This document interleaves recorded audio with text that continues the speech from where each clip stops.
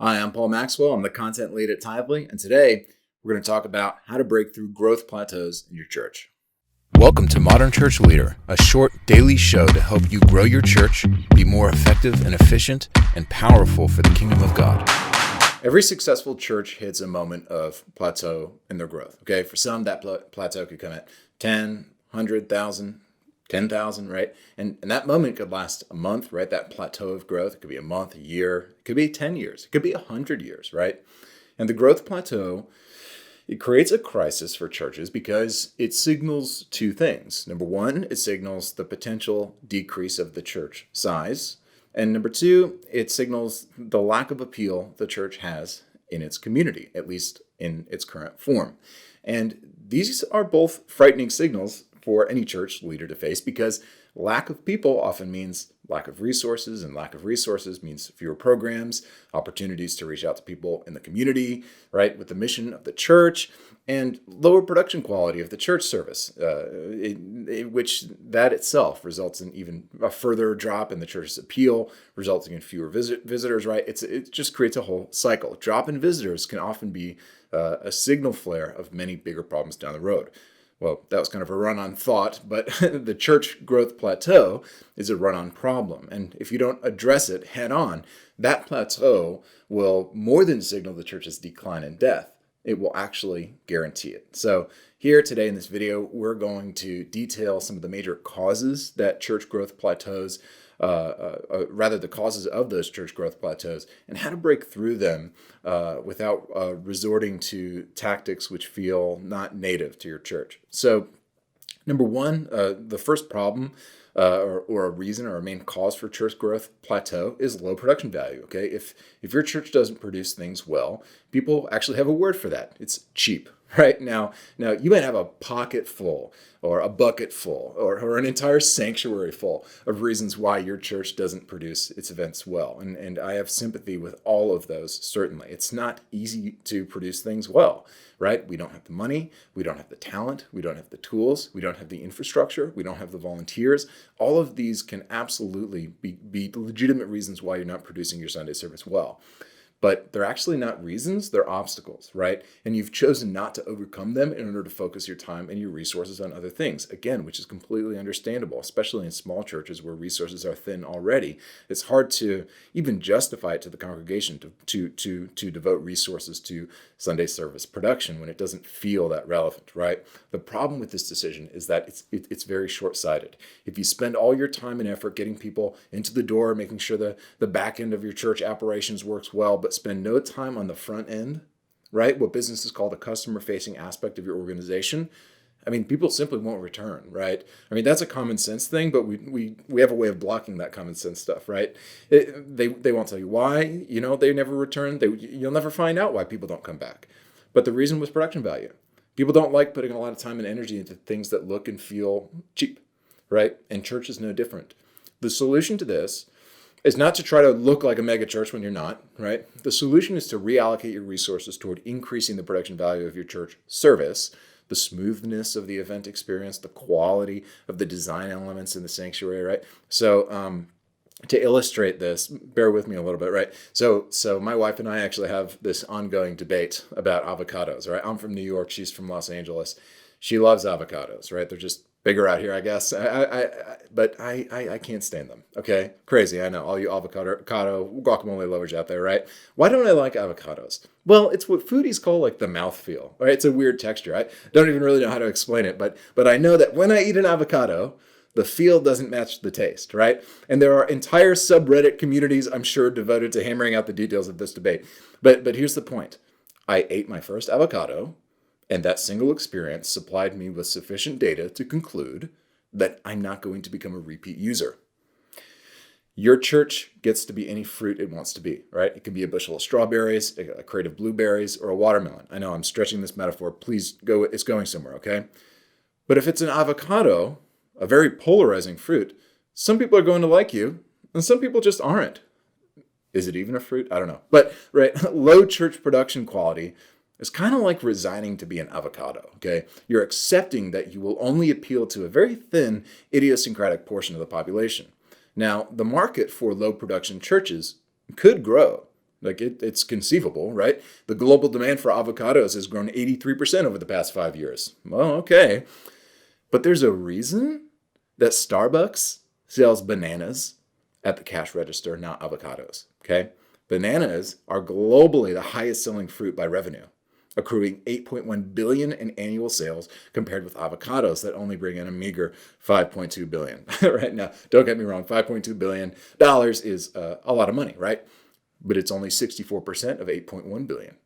If you're a church hitting a growth plateau, at some point you have to ask yourself, is our growth plateau a result of our product leaving the other 36% on the table, which could be the 36%? That's a third, okay? Catalyzing your growth. It would be to grow would be a 50% growth, 50% growth. To decline would be 36% decline. What would it be like for your church to get some of that banana money? Okay, it would take asking yourself, what are people looking for, and then doing that at your church. Okay, the number one thing that people experience when they visit your church is your production value, the preaching quality, the atmosphere, the smell, the aesthetics, the feel, the mouthfeel, if you will, right? But it all comes actually down to a principle, okay? What is that principle?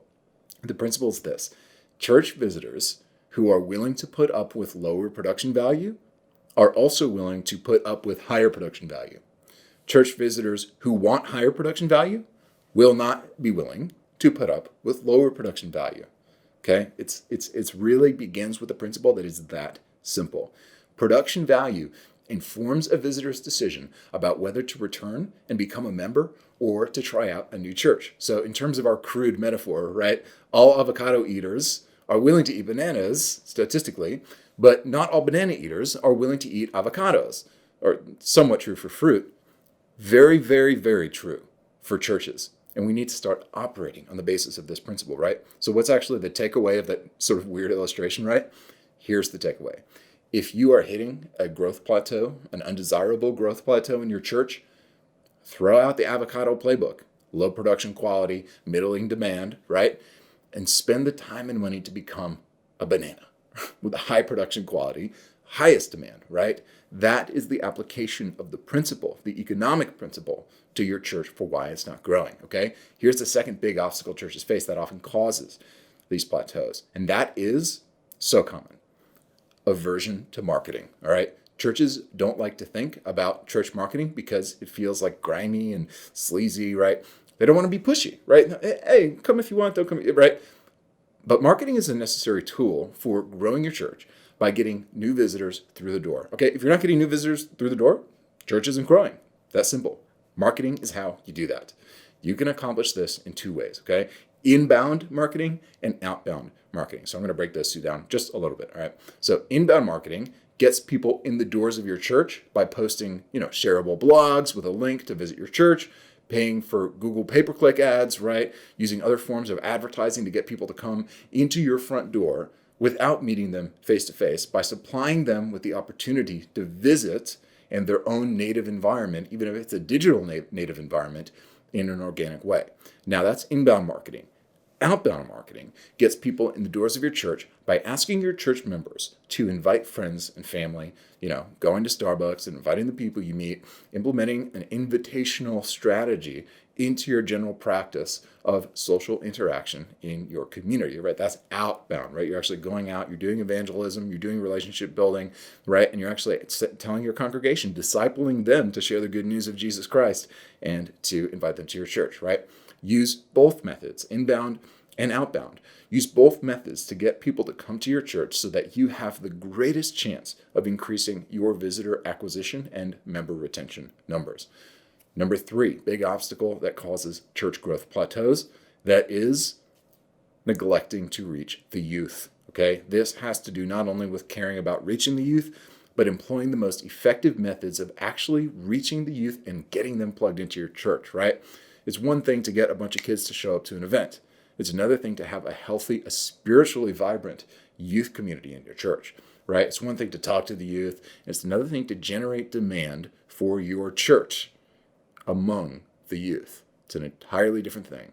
If you care about church growth, you are highly invested in the latter. Okay? You are interested in cultivating demand for your church among the youth, which is a tall order, right? But you want to get the youth in the front door of your church with the most fun and exciting things possible. All the cliches, paintball, laser tag, movie nights, video games, social events, right? Just get them together, help them to have fun, and help them to give them the guidance, the spiritual guidance, the mentorship that they need, right? Whatever kids are doing right now, do that at your church and invite them. Well, with a few filters, probably, right? But find the most viral thing that kids are doing that is appropriate for church, whether it's photography, hunting, sports, movies, right? Whatever it is, create events based around that at your church, and they will come, all right? Ideally, you have a youth pastor kind of planning and implementing these things, keeping his thumb on the pulse of exactly what the best strategies will be. But if you're a smaller church with a volunteer youth coordinator, then brainstorm with them and the rest of the youth team ways that you can creatively create a viral atmosphere around your particular youth group activities, right? If it takes giving the youth group a bigger budget, listen, give it to them. This is critical. And listen, this is not always the case. I'm not saying as a principle, the youth group should get like 90% of the church budget. I'm saying if you're in a plateau and you know that this neglect is true for your church, this budget shift could really kind of shake loose that plateau. So your current growth plateau could be a result of failing to do this for the past 10 years, which is why there's a dry spell of adults. All your youth have grown up and left. Or many of the youth you could have reached simply never heard of you and they didn't stay. Right? So double down on your youth group. This is a long-term investment. Okay? So this isn't like a breaking through the plateau in the next 3 months investment. This is a long-term investment that will show results in the next few years with their parents and the next few decades as they grow up and have families, right? That's how I became a Christian, was through youth group. And that's how my parents became Christians, because I went to youth group and then I invited my parents to church, right? It's a very common thing. Number 4, a poverty mindset, all right? Many churches believe that poverty itself is a virtue, which means that they should have as little money as possible, which makes them in alignment with God's will as much as possible, right? They don't fundraise. They see low quality production as like a badge of honor, right? We're just doing the Lord's work, right? They wear their poverty on their sleeve as if it signifies like a higher level of spiritual maturity or church purity or something. And as a result, churches and church leadership teams that learn this mindset is wrong, they have to learn it the hard way that it's wrong. They're often deeply set in their ways, resulting in like a stagnancy and the implementation of uninformed and ineffective fundraising methods down the road. So members will be used to not being asked for money, and then we'll have a stunted conception of the relationship between giving and growth. That is how things. There is an enormous relationship between giving and growth, okay? People need a vision, and they need tools to give wholeheartedly to the church.